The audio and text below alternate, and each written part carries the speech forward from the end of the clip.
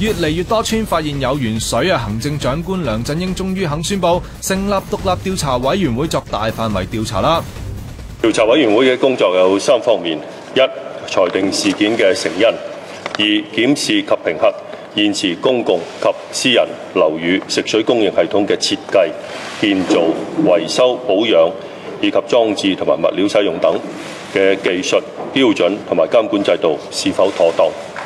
以及3、提出建議，確保香港食水嘅安全。施偉話：物色緊位法官做主席，而委員會係擁有法定權力，完全獨立，同希望短期內揾到鉛水問題嘅源頭㗎。呢個委員會嘅法定權力可以傳召證人，可以取證，而且佢嘅調查範圍呢係更加